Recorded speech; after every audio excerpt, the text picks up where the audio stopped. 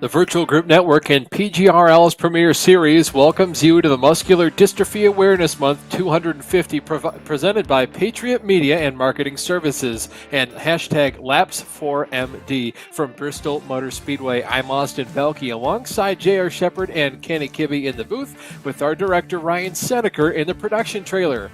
I've always loved Bristol, and now that the night race is the only time we get to race on the concrete surface, JR, what makes Bristol so special? Tell us about this place.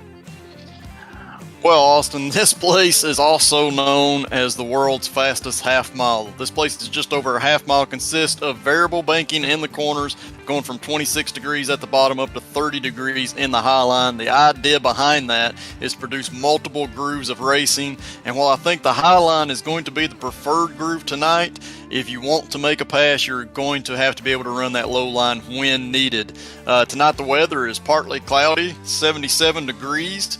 With a track temp of 81 degrees. This is a concrete racetrack, which is sensitive to temperature change and can affect the car significantly. However, being a night race, I don't anticipate much of that happening tonight on the track. Even so, these cars are hard to drive successfully here. This next-gen car carries so much speed through the corners, it is really crazy. You feel a lot faster in the corners than you do on the straightaways. If you make a mistake or get loose, it will be very hard to save the car or avoid making contact with one of your fellow competitors out there. The same thing goes for the first 10 laps or so in this car on corner exit. Like I said before, these cars carry a ton of speed in the corners. While the tires are still coming up to temperature, this car gets very twitchy on throttle and on corner exit, so it's very easy to make an overcorrection and get into the outside wall on the straightaway. I would not be surprised at all if we see some early cautions right after a restart because of this very thing. And guys, I can remember coming to this track for the first time when I was a kid in the early 90s. There were no grandstands in the corners back then. Very open feeling. That is not the case today. This place can pack in 160,000 people in the stands and is also known as the last great Coliseum. Austin, I'm sure we're in store for some pretty epic battles out there tonight because of that. Definitely agree with you there, JR. I'd now like to bring in our Mahan Speed Laboratories You Finished Last Pole Award winner. Today that's Jonathan Cogswell in the number 28 machine. Jonathan, how you feeling? I'm feeling a little nervous. I'm pretty good at this track, but staying up front's really the place to be because you don't have to get anyone slowing you down. But at the same time, you try to stay up front for 10 or 15 laps. Cars behind you are going to save their tires, and they're going to get you later. For sure. How's the car feeling? Is it handling to your liking so far? I've raced this in 2 other leagues, and I came in 5th and 3rd, so I'm feeling pretty confident tonight. For sure. In terms of pit strategy, you're pretty much just going to run the thing out of fuel. Does tire life have any part to do with race strategy here? You're going to be so many laps down if caution comes out and you're pitting, so you really got to stretch as long as you can. For sure, really have to hope those cautions come out at a good time for you. Jonathan, thank you so much for taking the time to talk to us. Best of luck in the race, buddy. Yeah, I hope to talk to you at the end of the race one of these days. For sure. That was Jonathan Cogswell, your pole sitter for tonight. He obviously won the Mahan Speed Laboratories You Finished Last Pole Award. Obviously, the grid set by the inversion of the finishing results from the last race. Speaking of that starting order, we can now go straight into that. Jonathan Cogswell, like we just mentioned, wins the Mahan Speed Laboratories You Finished Last Pole Award. He starts from there. Greg O'Berry starts to his outside. In row number 2, it's Cy Ferries. In 3rd, by Matthew Wheeler. In 4th, Cody Dempster lines up in 5th, followed by Pete Baskins in 6th. Grant Brown lines up in 7th, followed by Brady Cure in 8th. Joe Alberico lines up in 9th, followed by Adam Jersky, who rolls off in 10th, with Thomas George starting in 11th, followed by Mike Rasmus, who starts in 12th. Christopher Duwald and Chance Manning round out row 7, followed by Jordan Harnish in 15th. Richie Jetty rolls off in 16th. John Wilco starts in 17th, followed by Brian Yazik in 18th. He's been on a really good hot streak. Look for him to be fast here tonight. Zai Dupre and Michael Krobach round out your top 20 starting positions, JR. Yeah, starting 21st tonight we have Woody Mahan with that great run last week. Starting alongside him in 22nd is Norm Pelletier. Starting 23rd is Vincent Crow tonight. Same row, starting 24th is Clarence Bonner. Starting 25th is Jimmy Kubanik. Alongside him in 26th will be Tim Weinkoff. And starting in 27th, dead last on the field, is your previous champion from Season 1, Scott Eckridge. Thanks, JR. The inversion of the field applies to everybody but the last two championship winners, obviously from the last two seasons. Those two drivers line up second to last and dead last, respectively. So a couple different drivers lining up in a weird order in terms of that. You can see a couple different drivers trying to get their spots just perfectly figured out there on track right now. See Cy Ferris, he obviously is supposed to be lined up in third. Cody Dempster just backs off a little bit for him to go ahead and slot back in line. The drivers head down the back straightaway, and JR, you called it in the earlier part of this the broadcast, the last great Coliseum. This place, the name applies perfectly to what this is, especially with the grandstands wrapping all the way around here. We should be in for quite the treat. Passing will be at a premium, just like it was in the real race. We'll have to see how the cautions play for these guys to come down onto pit road. iRacing pace car getting ready to do the exact same thing. Pulls off the track, gives command of the field over to Jonathan Cogswell. The green flag flew almost immediately. You can see Jonathan didn't even expect that. You see Greg O'Berry now throwing that car around the outside. Yeah, getting a great start there was Greg O'Berry. Maybe a little bit of a jump, but now Jonathan is fighting back hard through 3 and 4, using that low line to perfection there to regain the lead. Yeah, it'll be really interesting to see what drivers want to run where, because as you know, the most recent Bristol layout with a diamond ground, the top lane, it's extremely fast to go up there. But in recent years, the bottom lane has been coming in more and more with the application of traction compounds and that nature. Austin, we got a car on the inside wall, I believe, back there. We stayed green, so nothing major, but yeah, already guys starting to get a little bit loose up off the corners. Yeah, it's extremely hard to regain control of these cars once they go spinning with the new racket pinion steering. First time we've been here with that as well. Yeah, it absolutely is, and like I said, these cars carry so much speed through the corners. It's amazing how fast they're going. So when something happens, it happens quick, and it's even harder to gain control of it after that. You can see right now it's a three-car battle, for the race lead. You've got Cy Ferris up there. Vincent Crowe, very slow on the bottom of the track. Jonathan Cogswell in second. Greg O'Berry in third. These three guys going at it. You could put a blanket over them. The next car back is Cody Dempster in fourth. Grant Brown has risen 2 spots from seventh to fifth. Yeah, Vincent Crowe wrecked last lap. He spun to the inside wall, stopped across the track, but got going again. Surprisingly, no caution, but he's out there with a damaged race car trying to limp around, and that's why he was caught by the leaders so quickly. Thanks, Kenny. Good eye on that. Right now, the first 3 or 4 drivers on track, they're all doing kind of that swoop line that you and I like to do on most short tracks, Jay, where you enter high, and then on corner exit, you cut back down low. Absolutely, Seif is doing a great job of that right now, coming inches from the wall, using that bobsled line, high in, low out, Austin. That's right, throwing it back to the Olympic Games here. Cy Ferris is extremely close to the wall. I don't think he made contact with it, but that's about as close as you want to get in these cars. So easy to ruin the rear suspensions of these things. And in real life, it's 8 minutes on a good day to go ahead and repair that rear toe link. In iRacing, it's a little bit more refined, I'm sure, but it's still very hard to tell when you've blown out those suspension components. This is a multi-wide car battle here. This is involving the 22 car, the 55 of Brian Yazek, and the 82 car Christopher Duwald. Great looking at that view right there, Christopher Duwald, the 2 guys in front of him, Yazek up front. They're all running in different lines. Yazek kind of going high in, low out. I believe that's Harnish that's running in the middle of the track, and Duwald's entering low and then coming off high. So it's crazy that the amount of grooves that you have at this racetrack when everything is working perfectly. Yeah, it's really interesting to see how the drivers kind of throwing their cars around, trying to get clean air. Jordan Harnish, all he has to worry about right now is where Brian Yazek is running to get that front end some clean air. And, of course, behind him, Christopher Duwald, he's kind of got to look at multiple cars to make sure he gets clean air on the front bumper of his car. Our leader right now, Cy Ferris, is catching up to the first cars that he's going to be putting a lap down. The first one of those is going to be Clarence Bonner in the 99 car. He's looking under him right now, 44, and Cy Ferris on the bottom. He's your current leader. Yeah, and that's exactly what I talked about earlier in the race, Austin, or during pre-race. The 44, he's been running that high line, high on the entry, low off. But right there when he passed the lap car, he had to go to the bottom, and he proved that he has enough speed and knows how to get those passes made. Yeah, Kenny, you were the one that, in my opinion, really popularized the phrase, if you want to pass cars on a track that's really wide, you really have to just go where they aim. And on Bristol, it's really hard to make sure your car is set up to well and you're also comfortable with running on the bottom and the top, and sometimes you even have to do it in the middle.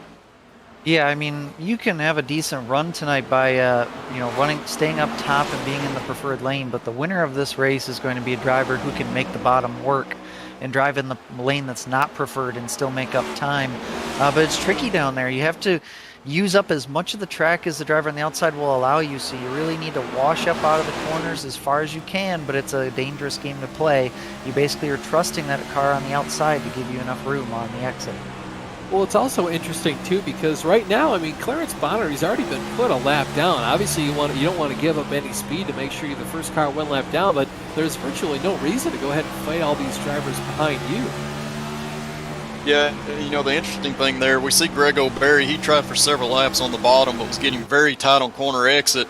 Jonathan Cogswell behind him says, I have the speed, and got a little bit impatient, went to the outside, and now there's a lead or a position change for second place right there because of that. Greg's going to drop from second all the way back to fourth. Yeah, Cody Dempster in the 24 car looks to get around the outside of Greg as well. So you can see now Cody moves himself up into the third position. And now we'll have to see how well Jonathan can use the low line, to get around the 99 car Clarence. Yeah, he's going to have to do something. First thing, though, he's going to have to catch back up to him. Clarence is not far off on speed, and maybe he found something once the leader got by him, and he's kind of changed his lineup because he's definitely not as slow as he was previously. Of note, too, Clarence Bonner is the first driver one lap down. Vincent Crowe, we talked about earlier, who crashed but still underway and is actually back up to speed. He is the next car one lap down. Tim Weinenkopf has been off the pace until just recently. He is 9 laps down. And Isaiah Dupre, a series regular, did not start the race, so he does not have any registered laps. Yeah, the next car to go one lap down is John Wilco in the 62 car, of course, sporting one of his many bright luminous schemes. Interesting as always to see what John shows up to the racetrack with. He's about 12 seconds behind the leader right now. These guys are pulling about 15-second lap time, so he's really only got 3 more seconds until he's caught and passed by the leader of this race, Cy Ferris. Right now you're looking at a battle for what is second position. Jonathan Cogswell in the 28 car, he was your pole sitter, and then Cody Dempster, your pole sitter last week. Yeah, to your point, Austin, it's very easy to go a lap down here if you start in the back of the field. You can easily see the leader coming off a turn 4 to take the green flag, and you could still be on the back stretch just coming off a turn 2. So it does not take much time at all, especially when you're turning 15-second laps around here. Yeah, certainly doesn't. Jeff Gordon always spoke about when you came to this newly configured Bristol, how good it was to utilize that slider line where you enter in low and just try to slide back up in front of the driver, almost like you would on a dirt track. Cody Dempster has been getting pretty close to that the last couple times. He's going to clear Jonathan Cogswell. He just hasn't been able to slide up in front of him really well until just now this last time coming out 4. He's able to do that now. Don't look now, but Thomas George, the 6 machine, is looking to come up here after a bad result last week. I'm sure he'd love to get a better one this one. Yeah, he's definitely looking to rebound. Had some unfortunate contact last week that wasn't of his doing, so he's looking to rebound, have a good run. The best way to do that is to stay up front and to get there as quickly as possible. He's already done that. Yeah, and I mean, not, stay up front. Thomas started back in 11th position. So far, he's gained about 8 spots to get all the way up into 3rd. Right now, he's looking toward the rear end of Cody Dempster, trying to see if he can pass him on the low side. He was pretty darn good at making a move on the low side, but so is Cody Dempster. I think Cody's still got a lot of speed in his car. But, boy, Thomas has been really good on all the short tracks we've been to this season and this year at PGRL. Absolutely, getting the win back at Richmond during one of the previous seasons. He's always good on the short tracks. What we're seeing now, though, from him, he probably has more speed than Cody. But after those tires get warm, it does seem that the middle to higher lines on the track are preferred. The car starts to really get tight down there on the bottom. So Thomas is having to fight through that right now. Maybe he'll use some lap traffic, though, to help him. Yeah, it looks like he's going to be able to use the 56 car, Norm Pelletier, here as a pick. And if he doesn't get to his inside, almost 3 wide there. Luckily, they all thought better of it. Looks like Thomas is going to get by Norm. Now Cody looks too. And don't look now if you're Cody, but Adam Jerski has come all the way up. He's up 6 positions, started back in 10th. Yeah, Adam, another guy looking to have a great run tonight, trying to rebound from some unfortunate contact in the last couple of races. But yeah, definitely having a good run. He's going to want to stay there. He's got plenty of speed. He's one of those guys, kind of like Mahan, who's had speed all year, but just not always had the results. So he's wanting to capitalize on that again tonight. Yeah, sure is. I remember back when Adam made one of his first races in the PGRL, I think in the first season at Richmond. So he's always been really good at the short tracks. Even the second Richmond race, Adam did really well. And you see Cody Dempster to his outside. He's right now working on Cody to get the third position. Thomas George just ahead of these guys. He has been catching up to our leader, Safe Ferris, over the last couple laps. This time by, the gap is about a half a second. Yeah, continuing to close in, and he's running a different line than Safe is up there. He's continuing to run the very top of the racetrack. Thomas is using more of that second groove through the corners, but yeah, maybe, a little bit of contact. Yeah, a little bit of contact. I don't know if they were working together for that lead change, but definitely the 44 got off the pace quite a bit. Certainly did. That last camera angle we were looking at, that was Brian Yazik trying to get up through the field. He made a move on Greg O'Perry. Now he's trying to get past Jonathan Cogswell. Brian has gained 10 positions from the start of this race, so he's obviously got another fast hot rod underneath him tonight. I believe that he's won about 50-50 for the last, I think we've run 6 races, and he's won 3 of them in that time. So he's been on a hot streak for sure. He's not going to want to change that paint job anytime soon. It's been very successful and looks extremely good out there on the track. Just behind him, of course, is Scott Eckridge. Scott started, obviously, Season 1 champion, has to start second to last on the field as long as Jeff Ward shows up.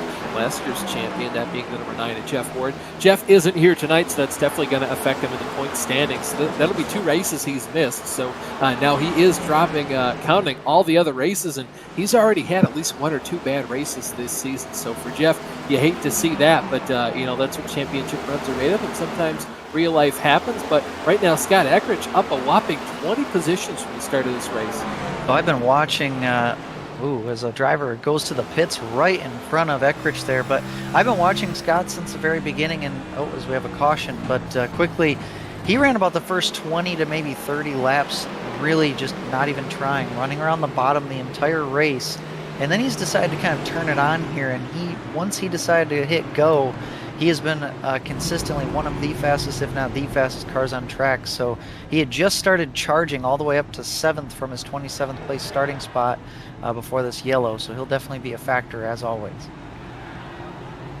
Thanks, Kenny. We'll have to see if we can't get a replay here to find out just what the cause for that last caution is for. This is our first caution, of course, on lap 44 of 250. This is a replay of what caused the caution.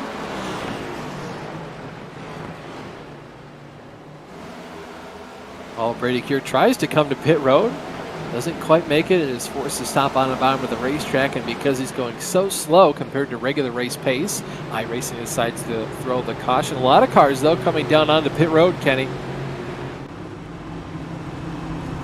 Yeah, for sure. I expect most, if not all, of the leaders to come down. You might see some of the lap down cars take the wave around here. And remember, Bristol is unique in that there's 2 pit roads, a front stretch and a back stretch. So these cars basically have to come down both sides of pit road at some point, and they'll wrap around here to the front stretch.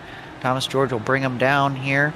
He had just taken the lead, gained 10 spots before getting to the point, and I expect 4 tire stops from everyone, but a couple cars.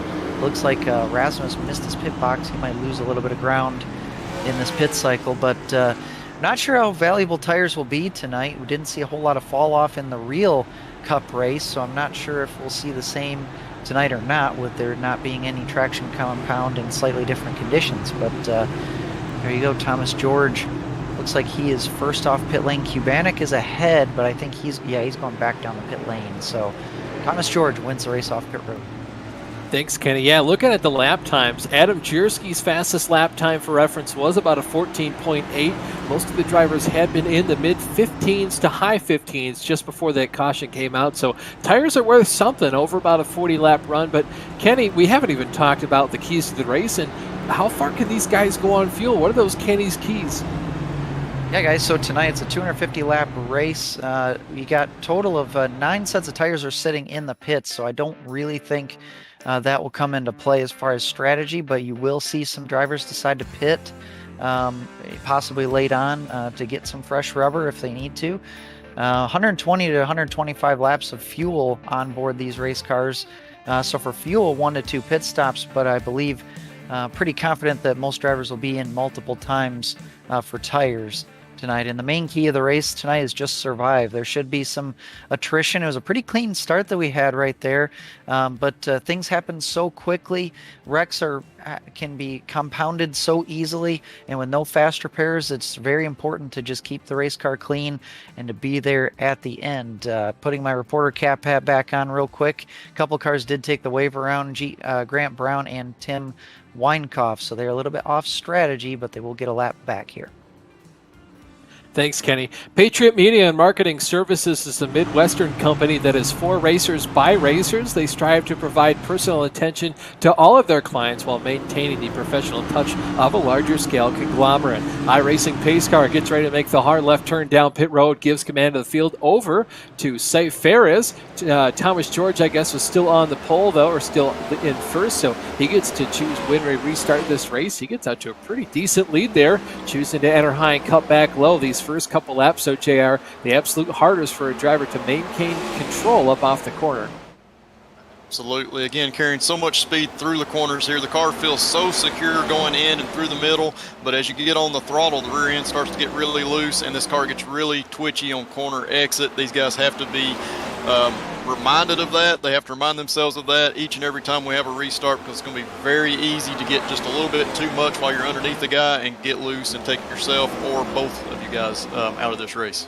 Scott Eckridge all the way up now to 5th position. That's now a whopping 22 positions he's gained since the drop of the green flag. You see Jonathan Cogswell just as Scott's outside. JR, last week we were at Kansas. You mentioned another track. We've got a lead change, though. Saif Ferris takes the lead back from Thomas George, utilizing the low line, and now there's a 3-wide battle between the 24 of Cody Dempster, the 6 car Thomas George, and then the 71 car of Adam Jersky. That's all for second position. And now Jonathan Cogswell says, I'd like another piece of that, as we have another caution on the racetrack.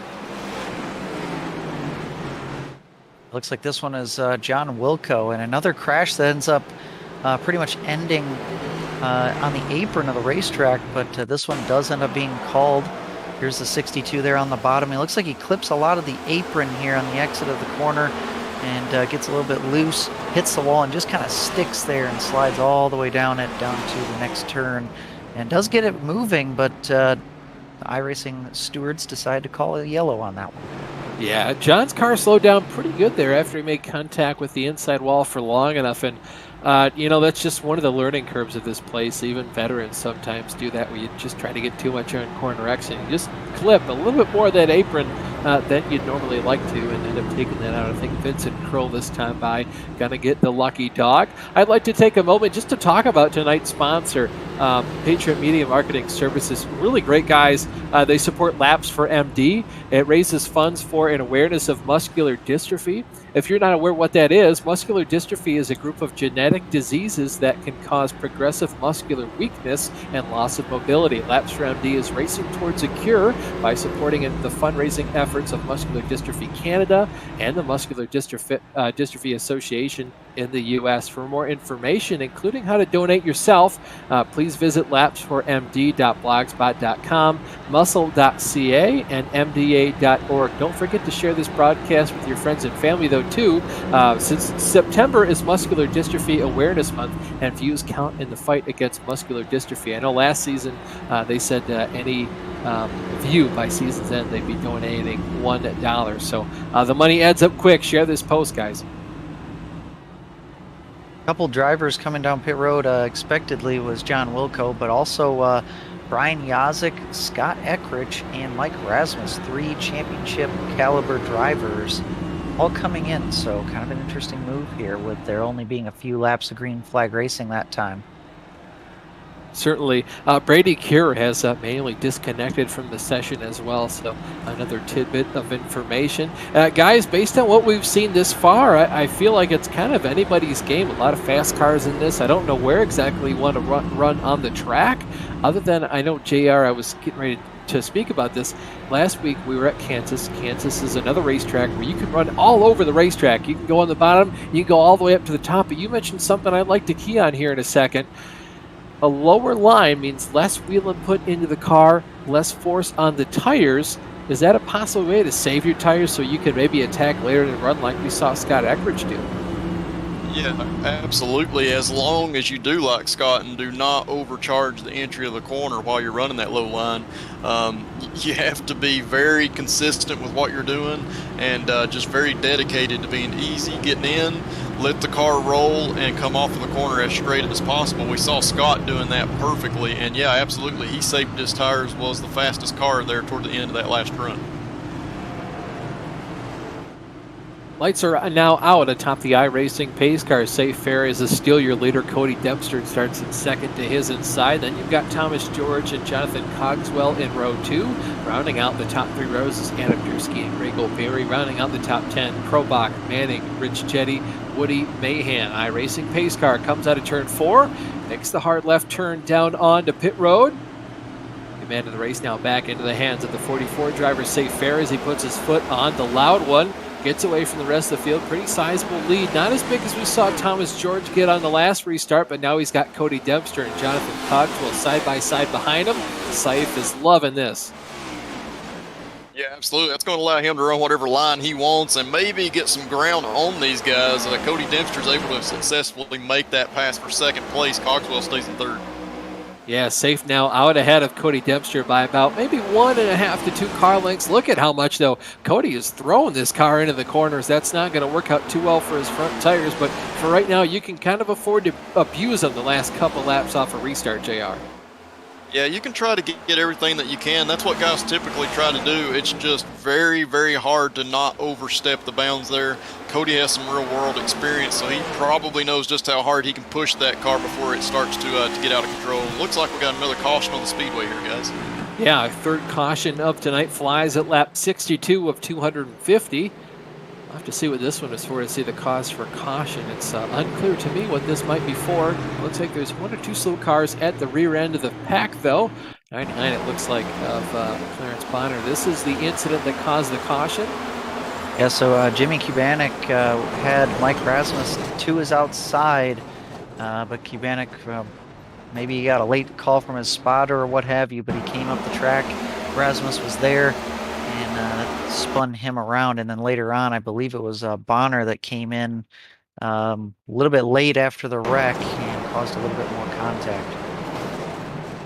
That's really rough, too, for Mr. Consistency, Mike Rasmus. He just came down onto pit road under the last caution, right, Kenny?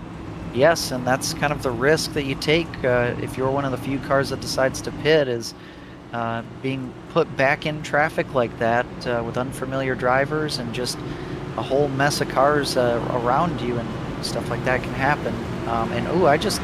Saif Ferry's just manually disconnected, may have blinked out.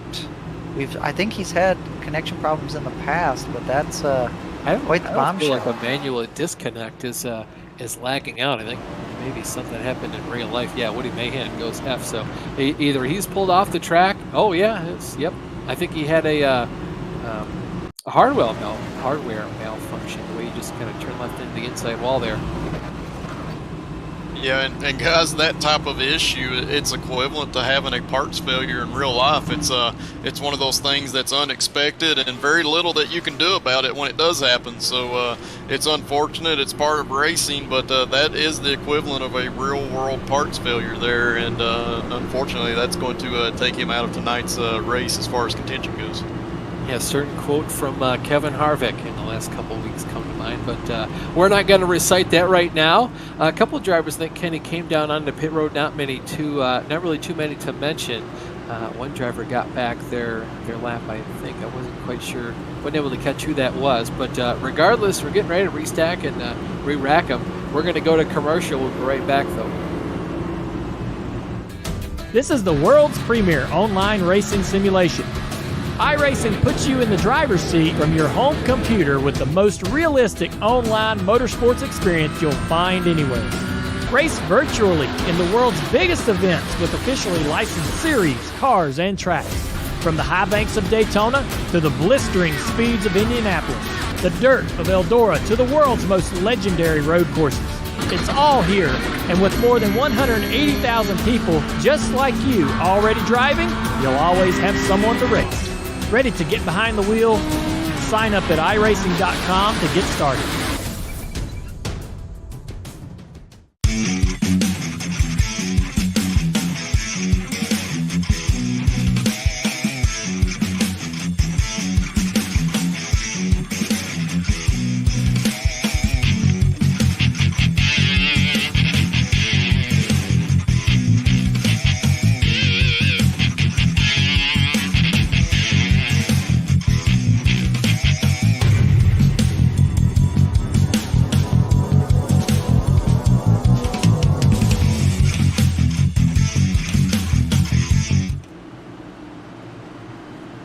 Welcome back to the Muscular Dystrophy Awareness Month 250 presented by Patriot Media and Marketing Services and Team Laps for MD. Cody Dempster puts his foot on the loud pedal, just now getting out of our third caution on lap 68 of 250.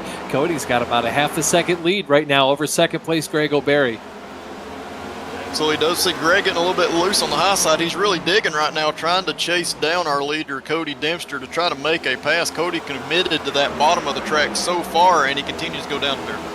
Yeah, right now it's faster, though, for Greg. All high, wide, and handsome. It looks like he's going to now draw even to Cody on the high side. He should take the lead right now down the back straightaway. We'll see if he can clear himself down the front stretch. Oh, well, yeah, he's completely clear as they head down into turns 3 and 4. Cody's still going to put up a fight, though. Greg O'Berry comes by this lap. He's going to lead it. Yep, and Greg's immediately going to go down the track just a little bit, just run that more middle line instead of the very top. He has the freedom to do that now, but it looks like Cody's going to continue to fight back, at least on entry on the bottom here, getting loose up off turn 4. Yeah, Cody's really trying, Kenny. He keeps shoving the car down into the corner. He's having to catch it a couple times. More often than not, it's losing him time to Greg O'Berry on the high side. Yeah, I feel like both of these drivers are really pushing the issue at the moment off of this start. Seeing a real mixed bag. Some drivers really pushing it right from the get-go. Other drivers are kind of just taking it easy and riding around for a while. Speaking of one of those drivers just taking it easy, riding around, you got Jonathan Cogswell, and maybe Michael's not trying to. He's probably running just as hard as these two guys up front. Michael Krobach, it looks like he's taking his time back there in fourth. Whoa, contact for the lead down the backstretch between the 97 car of Greg O'Berry and the 24 car of Cody Dempster. They doored each other pretty good coming off turn 2.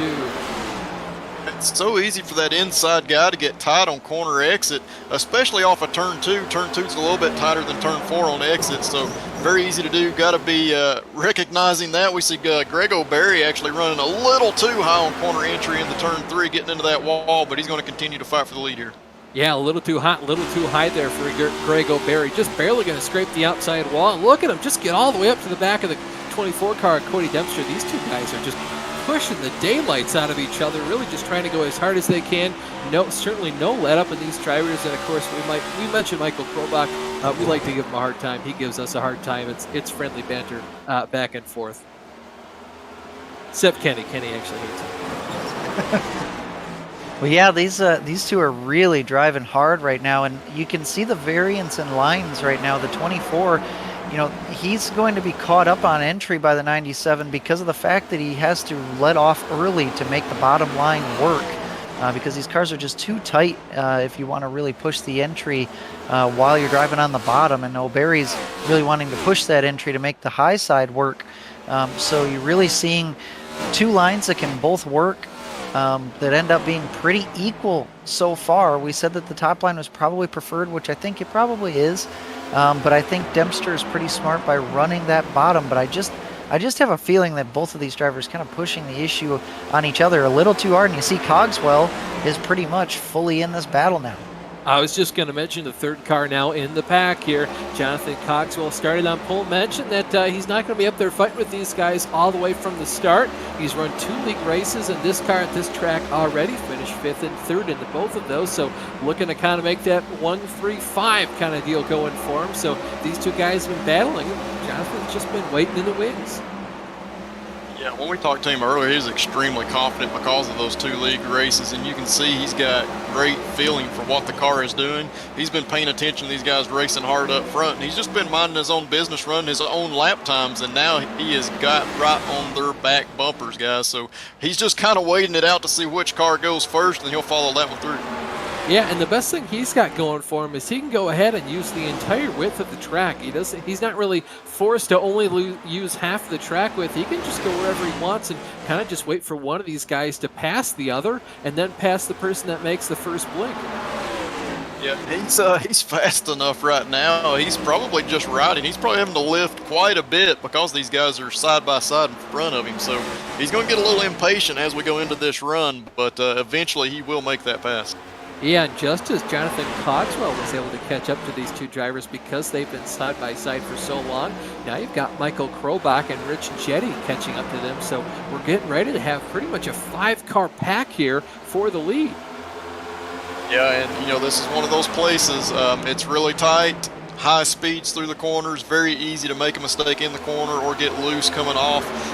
So this is one of those times where you do not want to be in that big pack.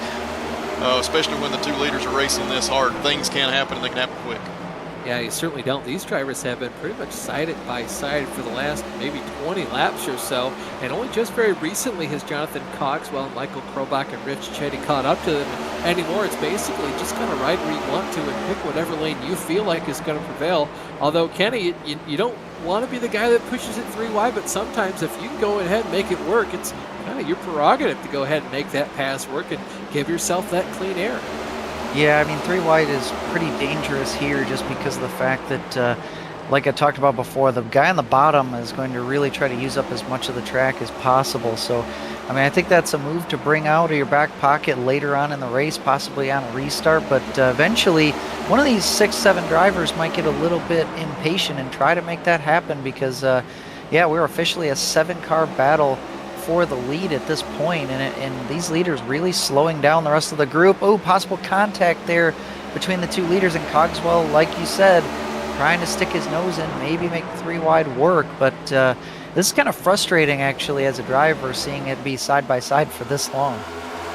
Yeah, it certainly is, especially when you really do believe that one lane is far superior than the other. These 2 drivers, though, been really good at giving each other quite a bit of space, just enough space to make sure everything works, and they just barely make any contact if they do. And Kenny, you mentioned 7 drivers in this lead pack, the most recent 2 to have joined. Chance Manning in the 54 and the number 68 car, Mike Rasmus, old Mr. Consistency, is now we finally do have 1 driver breaking away to the lead. Cody Dempster finally sizes his way to the inside of Greg O'Berry, who now separates himself. You see Michael Krobach now get down to the inside. Not what Jonathan Cogswell wanted to see. He was expecting that outside line to prevail. Now that's allowed Michael to get up there in 2nd place and to contend for this lead here. And all the time that... Go ahead, Coach. Well, I was going to say, I would not be surprised to see the 2 former leaders, Dempster and O'Berry. I would not be surprised to see both of them fall to the back of this group because they were by far driving the hardest out of that whole group. And we have an 8th driver trying to charge up to this group, and that's Scott Eckridge. He is not far behind. Yeah, Christopher DeWald now is up there too. So you got Christopher and Scott trying to make their way all the way up to this pack. And Kenny, I was just going to say what you did. Now, even though Cody's pretty much cleared himself and he can run anywhere on the track he'd like to right now, Michael Krobach and Jonathan Cogswell, basically all those guys that weren't the original top 2, they've pretty much got a lot fresher, cleaner tires than our 2 old leaders, as you see Michael Krobach trying to get down and past Cody Dempster there using the inside. Yeah, they do, and they did run some laps side by side with other cars, but they were pretty much bottled up behind the leaders, so they weren't pushing the issue. They weren't driving very hard when they were in that side by side position. As you see, Krobach make a nice clean pass to take over the lead, and I feel like he's in a pretty decent spot to possibly run away. But as we've been talking, Scott Eckridge is officially in this lead group now, up to 6th place and looking for more. Yep. Yeah, Michael's going to want to hope that he can continue to pull away. He is faster than Cody right now. Cody's putting up a heck of a fight with these guys, so if he can hold these guys off for a while, Michael's going to continue to pull away. If that's the case, he's going to hope that this thing stays green. You can see now these next 4 drivers in line behind Cody Dempster. In order, it's Rich Jetty, Chance Manning, Scott Eckridge, Mike Rasmus. Rich Jetty now looks to the inside of Cody Dempster. He's going to try and see if he can't get it done on the low side. And Kenny, these drivers giving each other a whole lot of space coming up off the corner this time by. Looks like Rich Jetty is going to now get to the inside there of Cody Dempster. And Cody tries to fight back, slides up the hill, and now we've got lap drivers. The next driver to be lapped is Norm Pelletier, our Daytona winner. And just like that, guys, Greg O'Barry has gone from battling for the lead to outside the top 10. So he has obviously roasted his tires off of his car. And Dempster doing a slightly better job of staying in the fight here, but he's very clearly kind of holding up the lead group here as we're, like you guys talked about, we're getting into lap traffic, which you're going to start to see more and more 3 wide as drivers try their best to maintain their momentum as they cut through lap traffic. And they can also use those lap cars as a pick as well. And boy, the battle for the lead just continues to get hotter and hotter. Michael Krobach, through all this lap down fighting, has been caught up by Rich Jetty in the 36 and Scott Eckridge in the 70 car. And it's very important, too, to note, Kenny, that Scott Eckridge has pretty much the freshest tires of anyone inside of the top 10. Yeah, and he's also been doing a really good job at taking care of those said tires. And he has been completely religious to the bottom. I don't think I've seen him make a pass on the outside or intentionally run the outside since the drop of the initial green flag. So, like I said earlier, I think the bottom line will be the line that wins this race if you can run down there. So Scott's been able to make it work so far, and I think he's just kind of sitting behind these leaders waiting for something to happen as you see Rich Jetty starting to look to the high side of Krobach, trying to make a move for the lead. Yeah, certainly the higher line is the faster one, but if everyone is up there, you pretty much have to make your car work on the low side. You see Michael Krobach, now Rich Jetty, Scott Eckridge now trying to get down low and past the next car to be lapped. That, of course, is the number 58 car, Matthew Wheeler, and just as I mentioned that, the 68 car, Mike Rasmus, now gets to his inside, so Mr. Consistency up to the 4th position. He's continuing to work that high side of the track, and he's caught these guys extremely quick, so he's going to go to the outside of Scott Eckridge here and try to get alongside coming off of turn 4. Now Thomas George is caught up to these drivers. Thomas now being scored in the 5th position. Kenny, I think I might have misspoke a couple laps ago. I think Thomas George has the freshest tires of the top 10, and Brian Yazik maybe as well. Those drivers, I think, have about 10 lap fresher tires than the rest of the field. Yeah, there are a few drivers who did come in that last caution, and George was one of them. So, change for the lead. Rich Jetty around the 72 car, Michael Krobach. And now Mike Rasmus looks to make the same move, and he is going to clear Michael off at turn 4. Yeah, and Mike Rasmus, he is running a line that is very close to what Kevin Harvick runs, as you see him be able to get alongside Rich Jetty there for the lead. He enters just a little bit lower than the high line, and then he exits extremely high. That is a very, very difficult line to run, but there is a lot of speed there when you can make it work. Yeah, Mike Rasmus goes around the outside of Rich Jetty to now take the lead on lap 114. And now Scott Eckridge looks to the low side. He is going to clear Rich, so now it's pretty much a 2-car battle. Fastest cars right now in the top 4 for right now for the lead. Scott Eckridge in the 70, Mike Rasmus in the 68. It's going to be real interesting to see where Thomas George decides to pass Rich Jetty, and if he can get up to these 2 fastest drivers right now on track. Been a lot of comers and goers so far, guys, even just within this last run. Some have newer tires than others, but you can really tell that some drivers burn their tires up, some drivers have been conservative, and then some drivers might be conservative at first and think they can push the issue, and then it turns out that they're pushing the issue even too early at that point as well. So it's all kind of a chess game going on right now. Scott Eckridge now trying to look to the inside here of Mike Rasmus. Ryan, if we could please go to an in-car view here of Scott Eckridge. I've always been partial to the low line. I'm a bottom feeder myself. If we could get an in-car view of Scott Eckridge. And Kenny, if you could please take us for a lap here around the last great Coliseum. Yeah, so here we go down into turn 1, a very shallow entry, which seems like it wouldn't work, but that's exactly what you need to do here at Bristol. Come back down the back stretch. Into turn 3, you have to let off the throttle really early, and you really want to paint that apron, and there you go, just like that, about 15 seconds, and you're already done with a lap here at Bristol. And it's really easy to kind of almost get lost here in a trance, thinking, not knowing what end of the track you're on. You see how traffic plays into things as you got a lap car on your inside. Oh, and you got a wreck up in front of you. This is a good opportunity here to show you what wreck avoidance is like, as things happen so quickly here at Bristol. Scott Eckrich able to get by that, but here we are under caution on lap 121. Yeah, lots of times, especially at the new Bristol, where everyone pretty much runs in large packs, because it is much harder to pass here than it used to be back in the day. Even back then, you'd have multi-car pileups here. This is Christopher Duval. That's the 82 car. And then the 88 car, Jimmy Kubanek. Yeah, they just make contact there with Tim Weinkauf. That could have been a case, too, of a few drivers trying to stay on the lead lap. We know DeWald was trying to stay on that lead lap, and having the leaders right nearby there definitely piques the anxiety. So those drivers just getting together just a little bit. Looks like maybe DeWald came off the wall just a hair, and those cars were pretty close side by side there. But luckily for the leaders, they all avoided it. Yeah, luckily for everybody but Tim Weinkauf.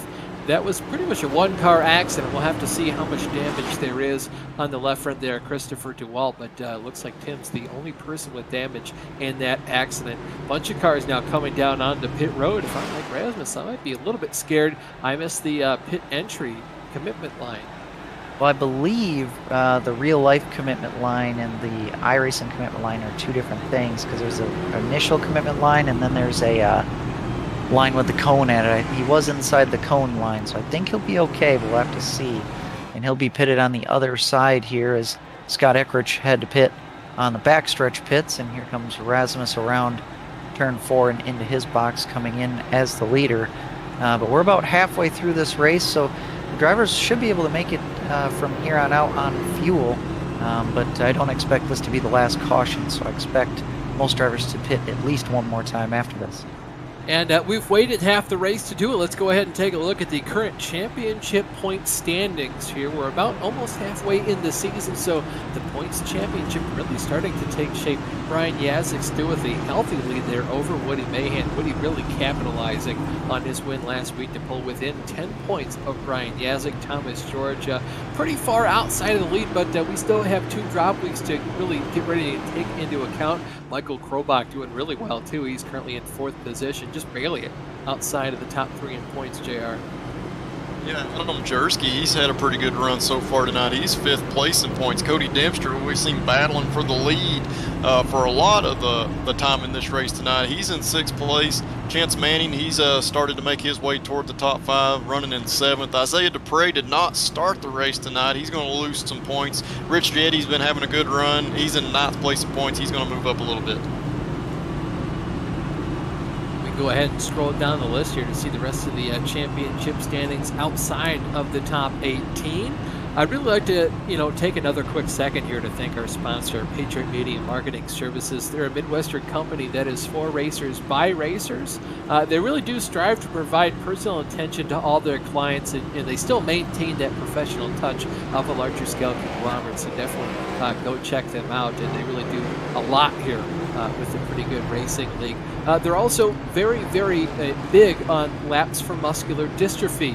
If you're not aware, Laps for MD raises funds for and awareness of muscular dystrophy. It's a group of genetic diseases that cause progressive muscle weakness and a loss of mobility. Laps for MD is racing towards a cure, supporting the fundraising efforts of Muscular Dystrophy Canada and Muscular Dystrophy Association in the United States. For more info, you can go to lapsformd.blogspot.com, muscle.ca, and mda.org. iRacing pace car now pulls down onto pit road, gives command of the field for the first time this race off restart.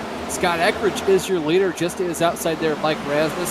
Scott's pulling away, Kenny. It'll be really interesting to see how these different drivers go ahead and use the clean air and try to get the good out of their tires before too long. You see Greg O'Berry right now, he's running back in 14th position, so that's just how far he fell after, pretty much burning his tires up in the earlier going of that last stint.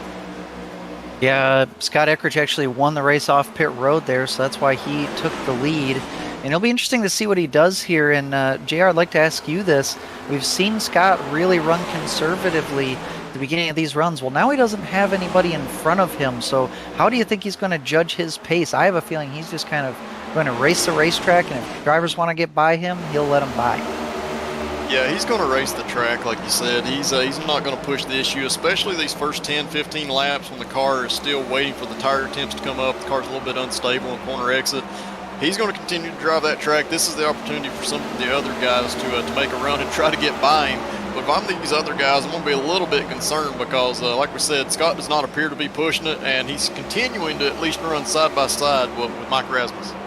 Well, it could just be a case, too. Mike Rasmus not really wanting to push his tires either. Currently, pretty much the first 7 guys up here were all drivers that didn't really push their tires for the last maybe 50 laps of that last run. So it'll be interesting to see what these drivers do in terms of distancing themselves from the rest of the field here. Of course, most of these drivers just kind of taking it easy. And Kenny, I think if you're Scott Eckert right now, you're just driving Miss Daisy. You're going only as fast as you think you want to. Yeah, he has proven that he can make passes whenever he really feels like it. So, yeah, if I'm him, I'm just driving, racing the racetrack, just kind of running that line that he's run all race long. As you see a side-by-side battle for the lead. Again, Rich Jetty going for it on the bottom, and Mike Rasmus up top, and still 2 by 2 behind them as well. They're all trying to get by Scott Eckert, who's just kind of running that low line. He's passed by 2 more competitors up top. Yeah, now Rich Chetty goes to the inside of Mike Rasmus. He's your current leader, so it's Chetty to Rasmus to Manning to Cogswell, and then Scott Eckert, then Yazik, Thomas George, Adam Jersky, Krobach, and Dempster round out the top 10. Whoa, as you see Chance Manning just barely getting in the wall there on corner exit. Now he looks to the inside here of Mike Rasmus. This is for second position down the back straightaway. Look at Manning just shoot the car down to the bottom, practically clears himself there. Big time clear coming off of turn 4 there. But yeah, it's the first time we've seen Chance Manning this far up. Be nice to see once he has the cleaner air on his nose, how he's able to hang on to those tires and what kind of speed he can continue to run. Also be interesting to continue to watch Jonathan Cogswell there in 4th place.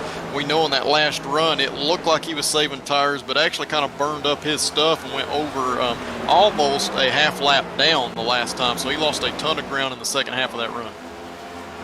Scott Eckert now is clear of everyone else around him, so he's gotten out to about the 5th position. This is him just saving his tires. Maybe he's going for that Jeff Ward of a race, and this might be what Scott always does. It's just right now here he's trying to save his tires extra. Everyone else is just really overexerting those 4 fresh Goodyears they have. Currently, Rich Jetty still your leader, 7/10 of a second gap back to Chance Manning.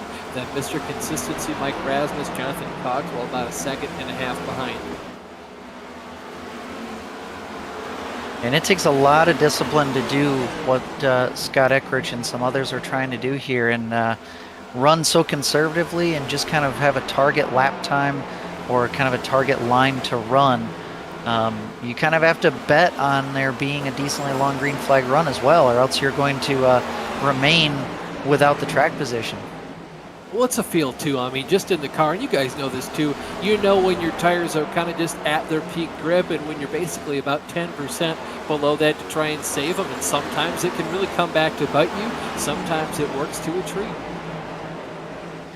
Yeah, and all of that savings kind of depends on the flow of the race. A lot of times guys are really pushing hard around you, and it depends on what point in the race you are lap-wise. Sometimes you think you're saving tires, but in reality you're not, because you're trying to keep up with the pace that the other guys are setting. So it's very, very hard to maintain what you're doing and continue to work to save those tires. We're seeing a pass for the lead up here for the front at the moment. Mike Rasmus making a big move on the outside of Chance Manning. No, this is sorry. Go for second place. These two guys have been going at it for a while. I have a feeling Mike wasn't too happy. Chance Manning was clear for the second position there. Yeah, probably not. At this point in the race, you're just past halfway. You don't like it when the other guy's being extremely aggressive. It's one of those things that you put in the back of your mind, and you use it up when you need to toward the end of the race. Yeah, certainly. So Rich Jetty still your leader. He's got about now almost 3 seconds back to Mike Rasmus and Chance Manning. Those two drivers fighting for second. Jonathan Cogswell gets ever increasingly closer and closer to that battle. Yeah, continuing to be quick like we saw during the opening leg of the last run. Again, be interested to see if he's made adjustments and he's able to actually save his stuff throughout the run, because he fell way off the pace in the second half of that run. Right now, he's got plenty of speed. Hopefully, he's just going to be smart. Looks like he's just running a conservative line, not trying to do anything crazy. Certainly did. Rich Jetty is absolutely flying around this half-a-mile racetrack. Scott Eckrich is now fallen to about 5 seconds behind our leader, and it's interesting, too, behind Scott, the next three drivers, Brian Yazik, Thomas George, Adam Jerski, they've all pretty much just stayed single file, really haven't been getting too closer or further away from one another. I don't know if all these drivers are just kind of going, well, if Scott's going this pace, I'll go this pace. I'm not going to pass Scott right now, then I won't know how much tire I'm saving. A lot of guys took notice of what Scott was doing and just how slow he was kind of coming through the field from the initial start, just taking his time, and then how much speed he had late in the run on that tire wear, with the tire wear that he had. So these guys have noticed that. They're going to try to do what he's doing, at least during this run, just to see if it pays off for them. Everybody's driving style is a little bit different. You may think you're doing exactly what the guy in front of you is doing, but the only way to know is to try to follow him and see how you do yourself throughout that run. Yeah, certainly Brian Yazik right now looks like he's trying to, is he looking around for clean air right now, Kenny, or is he kind of just trying out different lines to see if he can't really pass Scott Eckrich right now? Hey, he could be just kind of running a line that feels more comfortable to him. It doesn't really look like he's really pushing the issue, but he could even be just trying to get a little bit of air on the front end of his race car. It is always pretty important to run kind of a staggered line, not right behind somebody, just to get some air on the front nose of these race cars. As you see John Wilco coming out of the pits there down below. But I don't think he's really showing much intention on passing, just trying to run a staggered line to get some added downforce on that car. But these guys, I thought they were catching up to Jonathan Cogswell and company in the top five, but they really are not. They're either stagnated or they're actually possibly losing time to that group at the moment.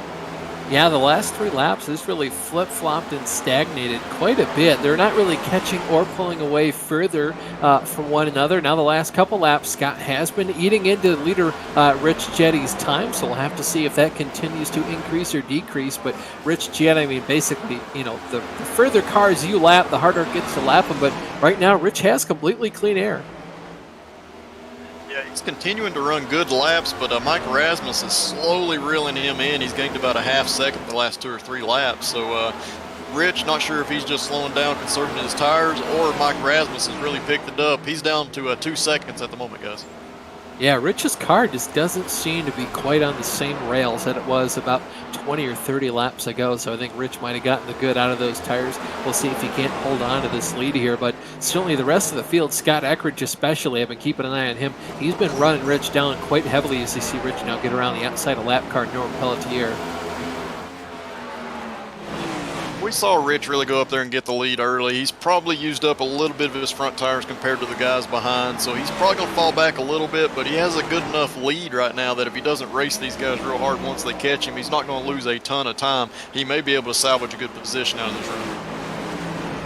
Mike Rasmus here looking to the inside of another lap car as he tries to chase down our leader. That's Matthew Wheeler. He was trying to get around Wheeler, of course, in the 58 car. So now Mike Rasmus pretty much unleashed. There's no more lap cars between he and Rich Jetty, so we'll see what kind of times Mike can put down to catch up to our leader. Then behind him, you've got Chance Manning. Pretty much everybody in the field has been catching up to Rich Jetty, but it's just so hard to tell, especially from the driver's seat, unless you're the driver driving the car, how much each of these drivers are pushing or just really taking it easy right now from lap to lap. It's really hard until you get right to their back bumper and you start to try to set up a pass. Once you start to try to make a pass on them, you can really tell what kind of speed they've got. And at that point, it's probably best to make an adjustment instead of continuing to race hard. This lap last time by, Mike Rasmus has currently only got a 7/10 of a second gap here to Rich Jetty, and you can see this battle for what is the 3rd and 4th position. Scott Eckrich has finally caught up to the back of Jonathan Cogswell. That was the difference in the 2 packs, and you can see, whoa, look out for John Wilco on those 4 fresh tires. He knows he's faster, and he's just trying to get up there and put down some competitive laps. He just recently came down pit road, kind of strategy for him, doing the old wave around. Didn't really work out very well. Right now, he thinks he's faster than Scott Eckrich, so he's looking to see if he can't get around Scott. Yeah, And that's a good comparison right there, guys. You know, we weren't sure how much faster tires were going to be throughout a run. We've not had a really long run so far, and Wilco is clearly faster than these almost leaders. contact there between Yazik and Eckridge. Yeah, definitely good awareness there by Eckridge. He actually kind of moved up the track a little bit when he saw that coming. So these guys are very aware of what's going on around them. That's why we're continuing to stay green. Guys, we just had a change for the lead. Mike Rasmus has flown by Rich Jetty up on the top side, and he's already built a 5+ car length advantage over the 36 car. Yeah, Rich has just hit a wall in terms of lap speed. This is the pass for the lead. You see Mike Rasmus just goes right around the outside of Rich Jetty, making it look pretty easy here tonight for Mr. Consistency in the number 68 car. Now look, here comes John Wilco trying to take another one of his, I think, 6 laps back. He's going to try to get up here and race, and Mike Rasmus, he's aware of that. He's not going to race him hard. He actually took a high entry in there, followed that lap car, and then came off low on exit. So he's not going to race those lap cars that are faster. He's just going to continue to do his thing. Yeah, now Scott Eckridge is going to be on Rich Jetty's rear bumper like white on rice. Scott still with those a lot fresher tires at Rich Jetty. It really seems like Rich has burned up his stuff. Just behind Scott is Brian Yazik. Brian looking to make another strong week for himself. See here, Scott Eckridge in the 70 car gets down to the inside of the number 36 car, Rich Jetty. Yeah, and Scott's at that point of the tire wear in this run where his car is going to really start to shine. He's starting to close in on Mike Rasmus. He is now in second place. He has that gap down to 1.7 seconds, and it's going to continue to drop over these next 10 laps. That's about the time I expect him to catch Mike.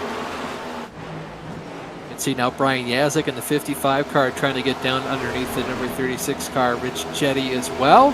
Just behind him is Thomas George. We mentioned Thomas really fast on all these short tracks. We used to call him and Jeff Ward Mr. Versatility. We might try and retire that nickname here in a couple races just to see if we can't find something better. But Thomas George doing a really good job, just the same as Eckridge and Yazik. And really, I mean, the top 4 places, pretty much a who's who of the fastest drivers in the PGRL. I think the only one missing to make this a fast 5 would be Jeff Ward.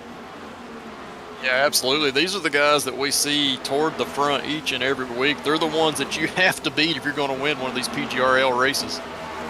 Yeah, good camera work there by cameraman, director, producer Ryan Seneca. He gave us a shot of Rich Jetty going down onto pit road. I think everybody but the people that pit on the most recent caution are going to have to come down pit road one more time before the end of this race, if not the entire field. So Rich kind of just making his bed early here. Unfortunately for him, even if it works out or not, he's going to have to lay in it. So everyone, though, going to have to make another stop down pit road. Well, I'm not so sure. I mean, we pitted with, what, about 120 some laps to go, and that's about exactly... pretty much even. Yeah, that's about exactly to the fuel run, and these drivers are definitely going to be out of the throttle more now than they were. I think Rich Jetty is possibly playing just a 2-stop or like an extra stop strategy just because of lap time. We saw how fast John Wilco was when he came out on fresh tires, but boy, is it risky because he's going to go multiple laps down while this cycles through. He'll look like a genius if it stays green, but we won't be talking about him much at the end if we get a caution. Certainly not. He's going to be 4 laps down this time by. I think that's pretty much stagnated for him. He might get it down to 3 or 2 if there is no caution. It's green to the end of this race. But boy, that is a very sketchy strategy. One that even Jonathan Cogswell alluded to it in the opening of the show here in his interview for being the pole sitter. If you come down pit road and you get a caution, your race is pretty much over. I gotta agree. I would think that if you could stay 2 laps down while making a pit stop, you might be able to make that up at a place like Bristol with the way the tire difference is, new tires to old tires. But yeah, being 4 to 5 laps down, that's going to be a tough task, guys. We'll have to keep an eye on his lap times as he comes out and see what he's able to run compared to the leaders. Looks like last time by, he ran a 15.1 and a 14.9 before that. Ooh, actually had contact with Christopher DeWald. That's not going to help his case at all. And the leader, Mike Rasmus, last time ran a 16.2. So he is, pretty much a couple seconds faster than the leaders.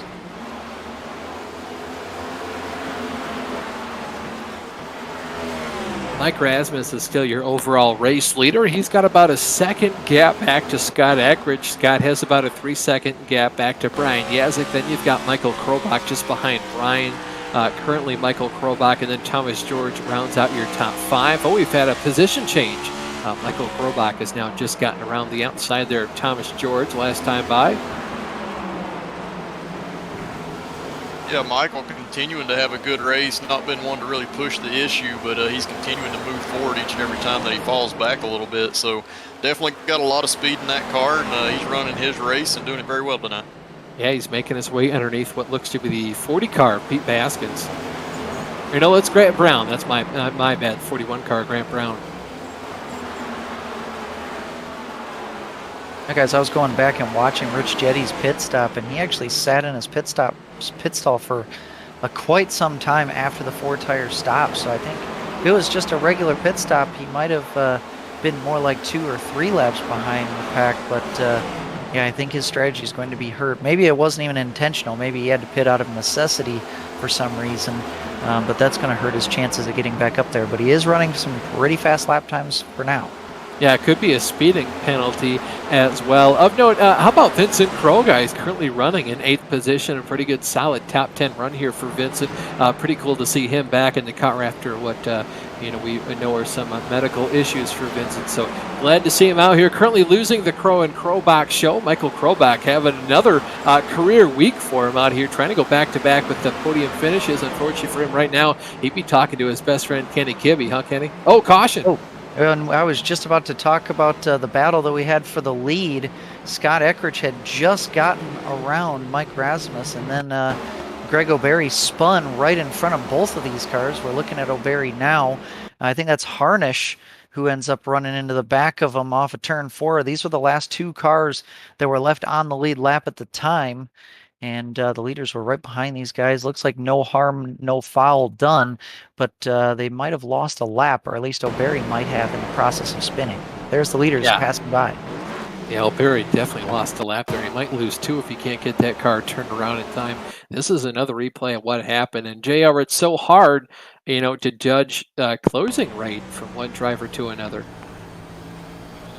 We've talked about it several times. These cars are traveling so fast through these corners here. It's very difficult once you commit to that entry to try to check up for a guy that's a little bit slower than you through the center. So looked like Greg, he had some damage on his right front there. May have been a little bit tighter than what the rest of the guys are out there. And that closing rate, like you said, is just too fast to try to check up right at that point in the corner. A 5th caution for tonight means another batch of pit stops. You see a bunch of drivers now going down to pit road. We're going to take a quick break and be right back after these messages. This is iRacing, the world's premier online racing game.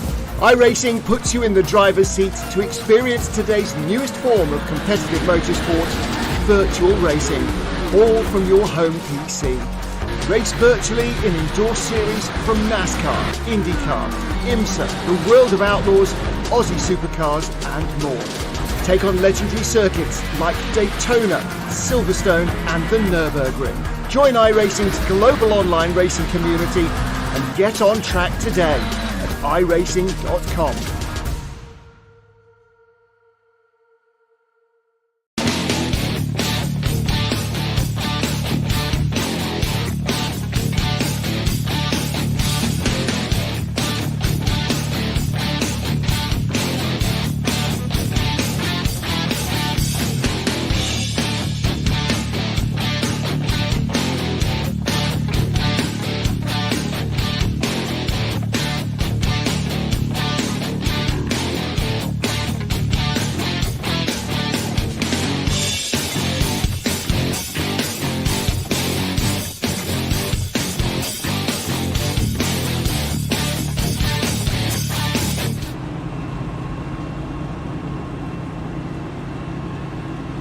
Welcome back to the Pretty Good Racing League and their premier series as we show you the Muscular Dystrophy Awareness Month 250 presented by Patriot Media and Marketing Services and Team Laps for MD. From Bristol Motor Speedway, you're watching the Virtual Grip Network. We're currently on lap 195 of 250 underneath our last caution here. Scott Eckridge currently your leader, followed by Mike Rasmus, Michael Krobach, Brian Yazik, Thomas George round out your top 5. It's been a fantastic race all night here. It's going to be really interesting, though, to see how good a restart Scott Eckridge gets and how hard he drives those tires to make sure he stays in the lead. He does not have the luxury of another 80-lap run here before we finish off this race. No, he doesn't, but I still expect him to save a little bit. He may lose 1 or 2 positions and then go get it back right at the very end.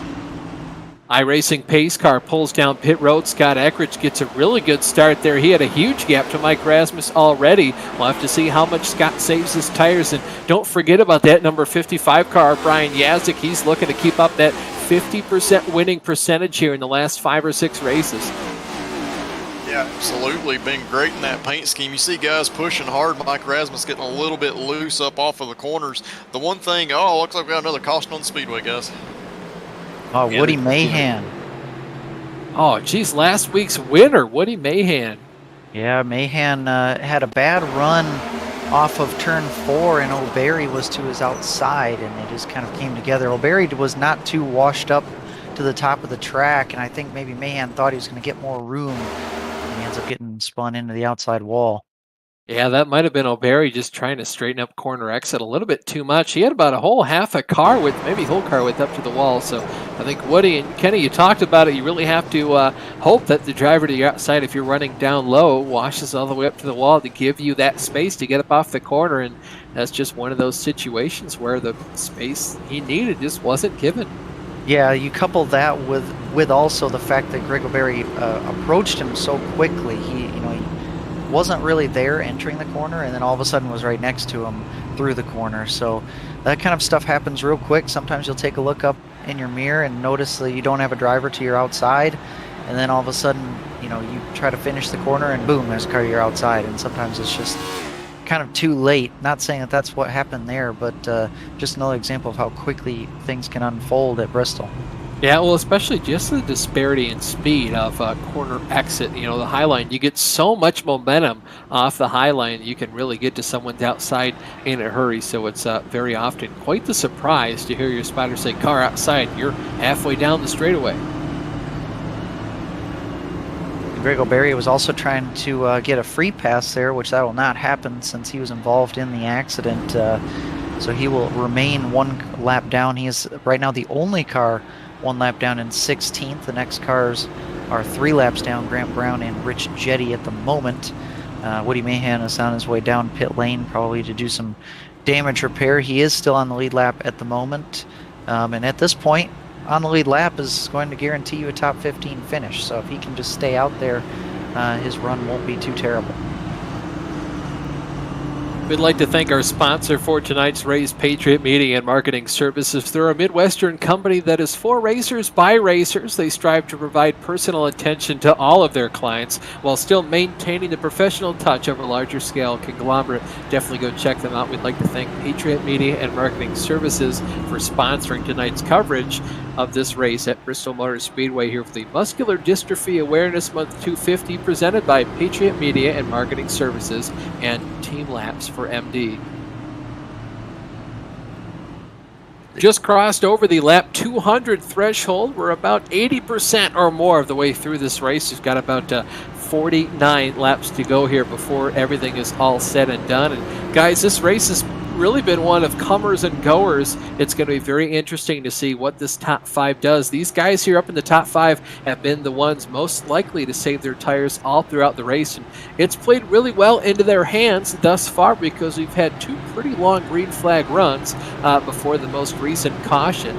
So we'll have to see how this works out for them. We've got 40 laps to go here. It's going to be all down to how well Scott Eckridge can basically get out in front of the field, kind of just run his own race. Interesting here, Austin. He's going to choose the outside lane on this restart, so he's wanting to see how the lanes differ a little bit, maybe experimenting here. Well, yeah, Kenny, you can talk about this too. There's a lot more banking up top, and because the car is up there, you're more loaded up, so it might be easier for him to put down the power. Yeah, it could be. Typically, the bottom line's pretty popular just because, it's kind of the shorter way around coming out of the corners, and looks like we're going green though right now, and there you go. Scott Eckridge does launch to the lead and has a huge run down the backstretch, and he is clear by quite some margin as everybody else behind is 2x2. Yeah, look at Brian Yazik. He immediately shot down to the inside of Mike Rasmus. Mike kind of bobbled up the track in turns 1 and 2. This time in turns 1 and 2, he's going to clear himself around the 55 of Brian Yazik. And oh man, Yazik gets real tight, loose coming off the corner. He's got Michael Krobach to his outside in the 72 car. Yeah, Krobach charging hard there, kind of surprised Brian just a little bit, but now Krobach's going to go into third. Yeah, look at how much time Thomas George lost. He had a huge bobble coming off at turn 2 that last time by. Now he's getting swamped by a couple Patriot Media cars. Yeah, definitely. This is the point of the race. Everybody charging hard. We're inside about 45 laps to go here. So everybody's going to try to get everything they can. Even if you use your tires up a little bit early, you're probably not going to lose a ton of space before the end of this race. Chance Manning getting big time loose down there coming off the corner. Yeah, he got very slideways that time by coming off at turn 4. Michael Krobach and Mike Rasmus have been just going after it for the second position. Now Brian Yazik tries to claw his way up to the rear end of Chance Manning, get to his inside, and try to steal away that 4th position. There's a lot less give and take at this point now, guys. There's drivers are really pushing the issue. You can see it in the body language of the cars too. They're really getting more sideways, more yawed out, really charging the entries. It's kind of on. It's on from here on out. Yeah, these guys are certainly charging the entry to the corner a lot more often than they were before. If you don't charge the entry, you can certainly see Michael Krobach especially. He kind of enters a little bit gingerly, slides up the track, and just goes ahead and nails the throttle on corner exit. Definitely, he's looking to take that second position away because right now Scott Eckridge is probably not saving a whole lot. He's continuing to maintain about a 0.4 of a second gap, not having to race anybody, but he is continuing to run that low line, guys. Yeah, he's got to be taking it much easier than everyone behind him. He's just loving this side-by-side battle behind him. And Krobach's in a tough spot here because he's trying to make the bottom work, but if he doesn't, he has a potential to get freight trained here. As you see now, multiple cars starting to go around him. It's really tough for Krobach to make that bottom line work when the drivers are on the outside trying to be aggressive about it, and Krobach might have to actually concede and drop possibly out of the top 5 here. Yeah, speaking of the high side, Mike Rasmus continues to use that top side, being high, wide, and handsome around the 70 car of Scott Eckridge. This is for the race win right here. We've only got about 35 laps to go in this race. It'll be interesting to see how long they stay side by side. We saw earlier with Greg O'Berry racing the 24 car of Cody Dempster the same fashion. Cody on the inside was actually able to save his tires a lot better and pulled away from Greg O'Berry during that run. Yeah, it's very interesting to me that Scott Eckridge doesn't go ahead and just clear himself all the way up down the front stretch ahead of Mike Rasmus and continue to kind of blunt his momentum coming off the corner. Right now, Scott's being really nice to Mike, giving him a lot of room on corner exit, but we'll have to see how this plays into their hands. And don't look out now, but the 50 car, Vincent Crowe, he's made his way all the way up, sometimes into the top 5 right now, battling for that 5th position with our pole sitter, driver number 28 car, Jonathan Cogswell. Like Vincent Crowe, since he's come back, he's shown tons of speed. He has been excited to get back out here with these guys and show them that he deserves to be up front. He's continuing to do that once again tonight, working on that top 5. Yeah, speaking of top 5 battle here for the lead, Mike Rasmus has made his way around Scott Eckridge. He's been leading the last couple laps here. Scott's still putting up a pretty big fight on the bottom, but now Mike seems to be clear down the straightaway. Now he's going to have Chance Manning to his outside. Yeah, definitely. You see Chance pushing really hard, almost having contact coming up off of turn 4 there. But, yeah, Scott's working this bottom because that's where he wants to be. Like you said, Austin, when Mike caught him earlier, he could have cleared himself off the corner and moved up, but I think he was afraid he would lose the bottom of the track. He wants to be down there for a reason. He thinks it's going to pay off late into this run. I know we only have 29 laps to go here, but that's enough time for the tires to fall off.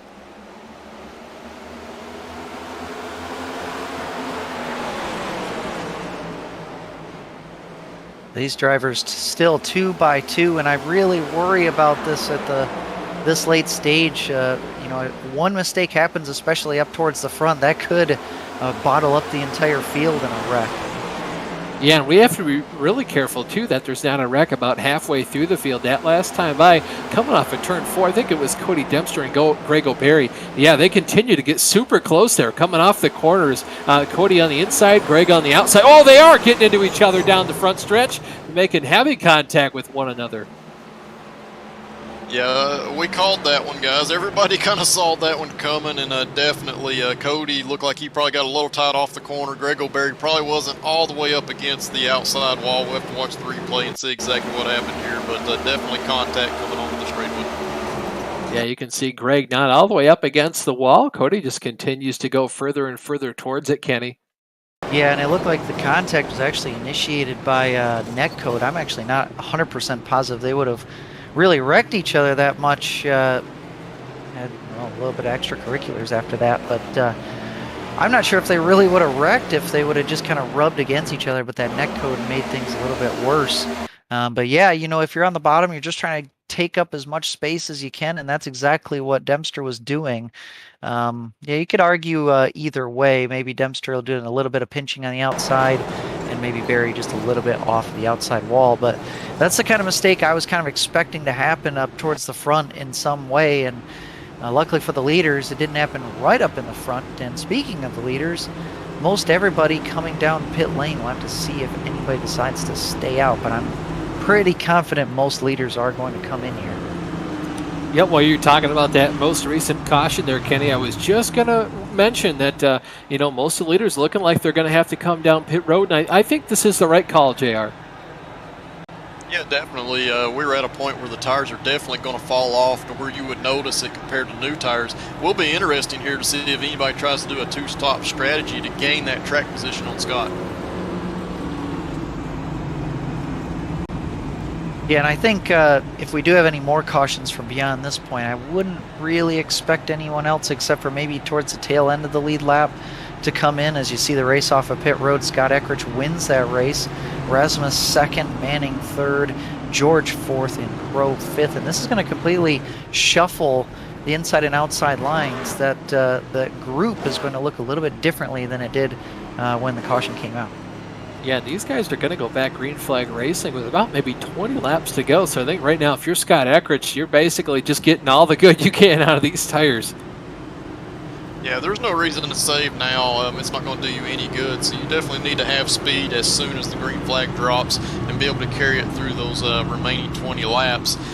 We do know Scott's not done a whole lot of that. Scott's an extremely good driver. He knows how to get that speed, but he's not done it on this track tonight early in the run. So it'll be interesting to see if some of these other guys like Mike Rasmus or Chance Manning or even Thomas George can try to get the jump on him early here. I got a question for you, JR. Do you think, since Scott Eckrich really hasn't pushed his car to the absolute limit on fresh tires this whole race, do you think it's going to be hard for him to find the limit of a new set of tires without going over that limit?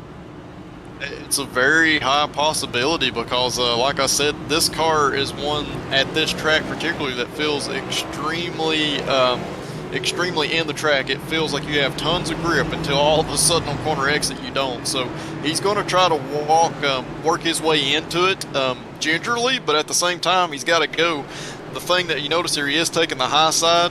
The thing I do like about the high line, it's not just the launch you get because of the angle of attack and because of the banking, but also it's a little bit harder for that inside guy to tell exactly where you are. And you see Scott kind of keeping a gap between himself and Mike Rasmus. That makes it harder for Rasmus to see when Scott takes off.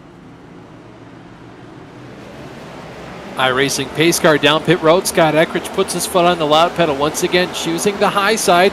Mike Rasmus now going to go back up high. Scott Eckrich goes to take his normal bottom feeder line, just wrapping it around the bottom of the racetrack. Bunch of drivers getting super close. Whoa, they're wrecking behind him.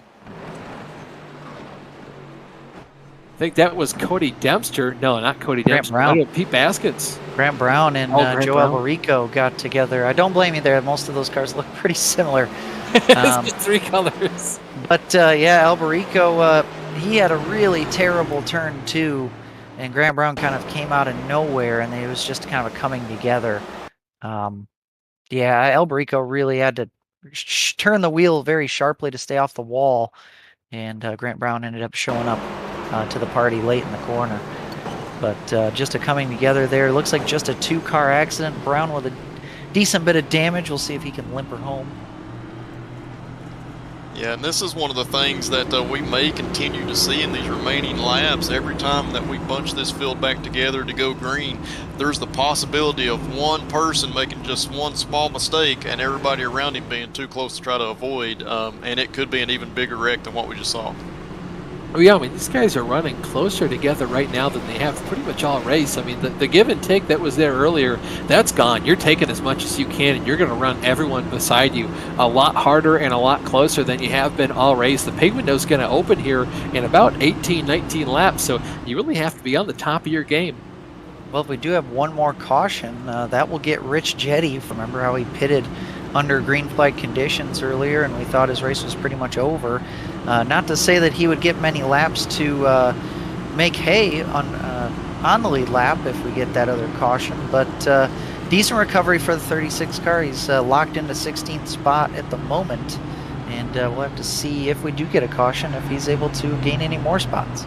Yeah, and there is quite a bit of pride being a driver that's multiple laps down in a race to go ahead and get them all back. So definitely he's looking for that. He might gain a couple more positions here just via attrition.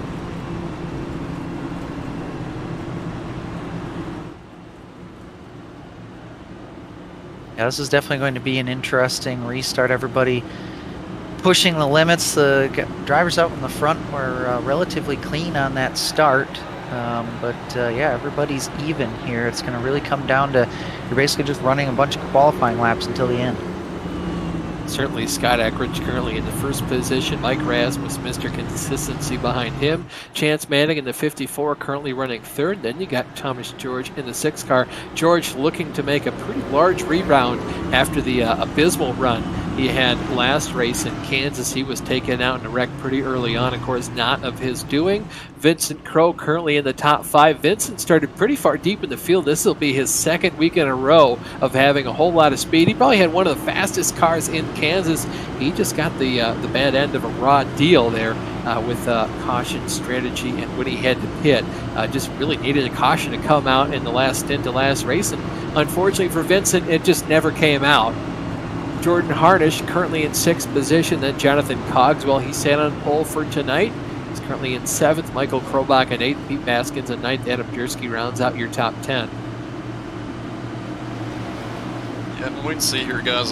Scott's going to take that outside once again. We said while in the last restart, another reason is he wants Mike Rasmussen to be on that inside line. Mike has been so fast on the outside. If the 4th place car is able to get to the outside of Mike, it's going to slow him down. Scott could get away very quickly here.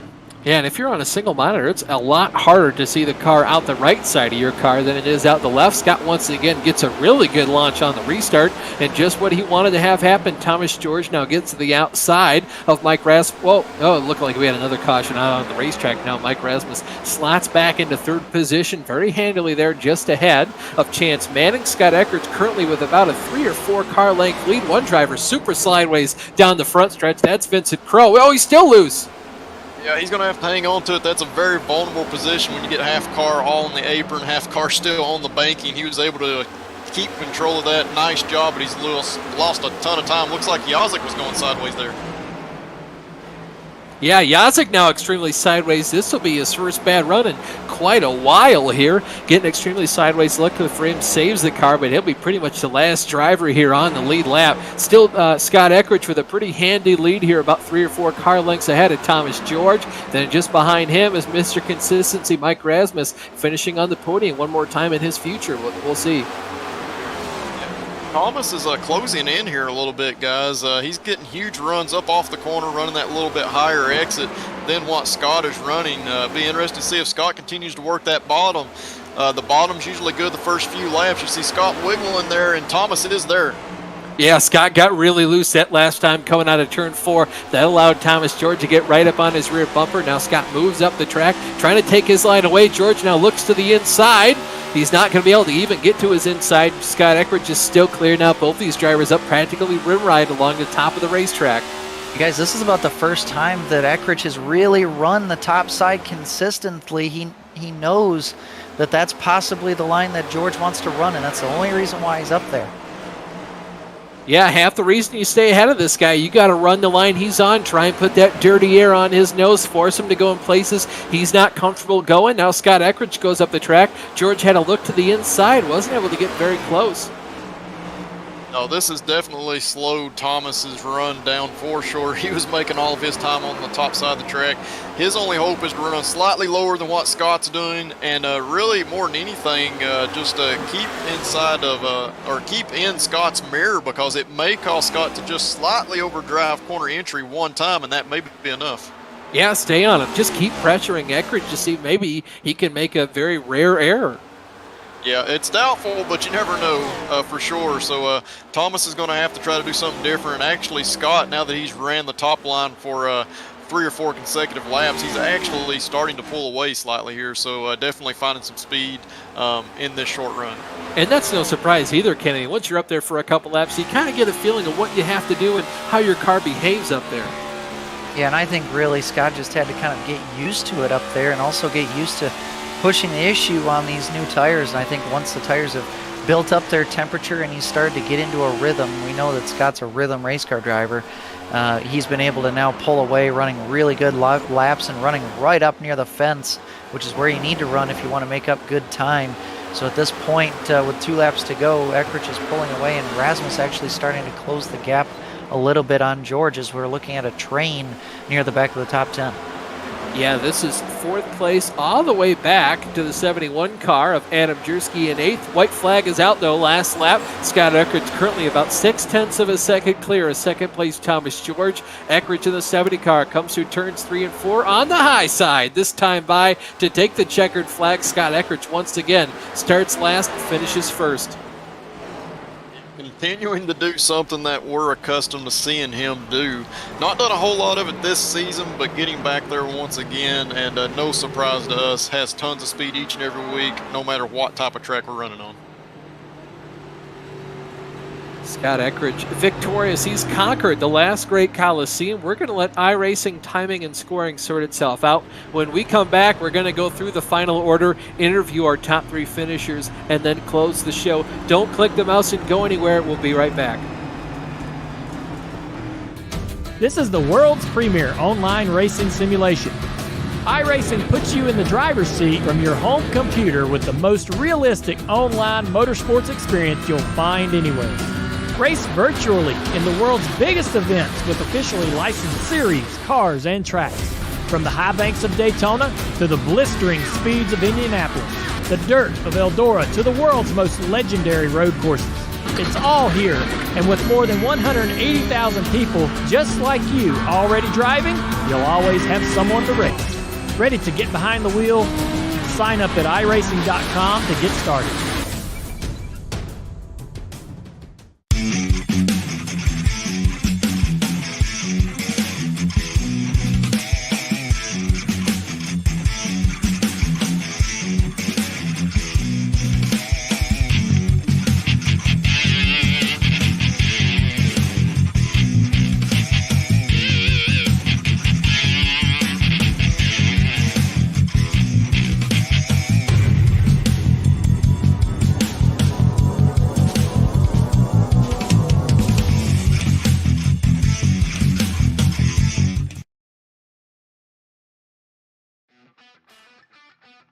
Welcome back to the Muscular Dystrophy Awareness Month 250 presented by Patriot Media and Marketing Services and Team Laps for MD from Bristol Motor Speedway.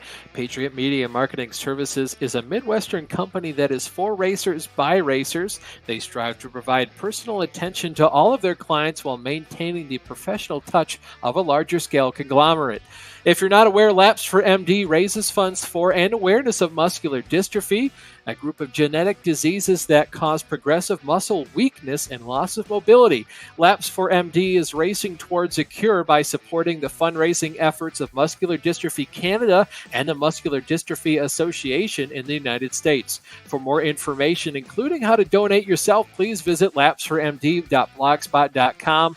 muscle.ca and mda.org. Don't forget to share this broadcast with your friends and family. September is Muscular Dystrophy Awareness Month, and views count in the fight against muscular dystrophy. Scott Eckridge comes home victorious here in the last great Coliseum. Thomas George finishes second place. Mike Rasmus, Mr. Consistency, brings home in the last step of the podium. Chance Manning finishes in fourth, followed by Michael Krobach, who finishes in fifth. Back-to-back good, solid top 5 finishes for Krobach. Jordan Harnish gets a really good finish, brings his 22 car home in sixth position, followed by Adam Jersky in seventh. Jonathan Cogswell started on pole here tonight. He'll finish in the eighth position. Pete Baskins comes home in ninth, and Cody Dempster rounds out the top 10. Greg O'Berry had a huge up and down race for him in the 97 machine. He'll come home in 11th place, followed by Vincent Crowe in the 50 car, who comes home in 12th. Christopher DeWald finishes 13th, followed by Brian Yazik in 14th. Joe Alberico in 15th, followed by Rich Jetty in 16th. Strategy just didn't quite play his way. John Wilco comes home in 17th, followed by Grant Brown in 18th. Woody Mahan and Tim Weinkoff round out the top 20, JR. Yeah, finishing in 21st place tonight is Jimmy Kubanik. 22nd is Matthew Wheeler. Norm Pelletier finishing in 23rd. 24th place is Clarence Bond. Cy Ferries comes home in 25th. 26th place is Brady Cure. 27th place will go to Isaiah Dupre, who did not actually start this race. Thanks, JR. I think, Kenny, you're standing by with third place finisher, Mr. Consistency, Mike Rasmus. I am, Mike. Solid run for you tonight in third place. Talk about your race, because it looked like a lot of drivers kind of had different agendas out there. It looked like there was a group that really pushed the issue hard right from the get-go, and there was a group of you, which included Scott Eckridge, yourself, it seemed like, that kind of just rode around for a little bit, and you seem to be in that boat where you're just kind of riding around, letting kind of racing the racetrack. Was that true? Yeah, pretty much. I don't think I was saving as much as Scott was, and I was kind of in between. I mean, yeah, I hung out in the beginning, but I was kind of just waiting for people to run their tires off. It seemed like after 20 laps or so, if you saved your tires, you would start making passes and stuff. So at least that happened for me in the beginning of the race. But I didn't really know how to drive that much faster than that tonight. So I think just being slow helped my tires a lot. Especially in that middle run. Would have liked to see more green flag racing, but it is what it is. Yeah, and one of those yellows you were actually involved in got kind of squeezed up in the outside wall. Were you afraid you had any damage there? Did you have to repair anything? Did it affect the handling at all? I had just about 12 seconds of optional damage there. I tried to back off because I saw him coming up, but there was not too much I can do there. I had such a huge run, and I thought he was taking the inside. So it's just a, miscommunication. And that was early enough where I could kind of regather my thoughts. Well, next race ahead is the Texas Motor Speedway, which is a 1.5 mile track, but it's kind of a different one compared to most of them on the schedule. What are your thoughts going into that place? Yeah, that'll be interesting. I'm not too good there. It's not my favorite place in the world, so gonna do. I'm not too good at Bristol anyway either. So maybe I'll do the same thing there and come out with a top 5, top 10. Well, you survived, had a pretty clean run tonight. Who would you like to thank for the podium run? Everyone at PGRL and you guys too. Thanks, Mike, for talking to us. We will see you in the next one. Thank you. That was Mike Rasmus. Short, sweet, and to the point. Good run for him. And it looks like J.R. Shepard has talked to our second place driver, Thomas George. Indeed, I have, Kenny. Thomas, congratulations on a second place run coming from 11th place in this race. We noted how you're really good on the short tracks here, being able to pick up a win at Richmond earlier in the year. Was this a place that you also thought that you'd have some speed first time coming here in this car? I always feel like I have speed at Bristol. It suits how I like to drive. I don't know what I could have done there, though, to win that race. Scott was running that line just a little bit higher, and the car just got too tight. He came off his bottom line for the first time all race because he knew I was using the top line, and I had maybe one shot there where he got loose coming off the bottom. I could have bumped him, maybe got him out of the way, but I just couldn't get to him. So, good run. Second sucks. I wanted to win that one, especially at Bristol, but that was an overall good run, good speed. had a blast. Good racing with everybody. Yeah, definitely had tons of speed tonight. We saw you come through the field multiple times, having some close battles with guys. Was this car extremely hard to pass, or were you kind of able to make your way around the track running different lines as long as you were in that pack? I know once you got out front, the air kind of affected the car, but as far as racing in the pack, were you able to make moves and get through there? The main thing was just saving the tires for the first, I don't know, 30 laps of a run or something like that. I mean, just running the bottom there, just keeping the tires cool, keeping the right front from using it, because you don't carry as much speed on the bottom, and running that top is good for short run speed, but if you can get long run speed, if you can get long runs, you can make it work, and we did that a lot. I know we led a couple laps there early, and then the caution came out, and I mean, inevitably the caution was going to come out. There was no way that was going to stay green. I rarely see it here, so I kind of figured that was happening. But it was just you just kind of pick your poison with where you wanted to run. Getting through cars battling side by side when you're faster than them is treacherous. You got some guys that are multiple laps down racing you hard, and it's like you just got to find ways to get around them. You can run the bottom, you can run the top. I kind of ran the middle a little bit, and especially when the cars start getting a little tighter as the run went on, that was the main thing that just killed me. It's just the car got just a little too snug, so couldn't quite rotate the center like I wanted to, and that's why I didn't win. But hey, what can you do, right? Absolutely, that's part of it in these races sometimes, but ultimately coming home in second place tonight, man. So tell us who you'd like to thank before we let you go tonight. All the admins for everything they do. You guys putting on the broadcast. Ford, Sirius XM, Bristol, I guess, because Bristol's always fun. And everybody at iRacing that has made this experience possible, because it's frustrating at times, but it is fun when you have races like this. So just thank everybody out there too. For sure, man. Hey, Thomas, may not be the finish you wanted tonight, but again, congratulations on that second place run. I appreciate it, man. Thank you. That was Thomas George, our second place finisher for tonight, and I believe with that, Austin is now caught up with the big winner, Scott Ickrich. Scott, you came home, you conquered the last great Coliseum. There's not much more to say than that. I was pretty worried for you. You'd shown a lot of long-run pace, so it was going to take quite a bit to transition yourself to pretty much going balls to the wall all out for about 20 or 30 laps, but you found a way to do it.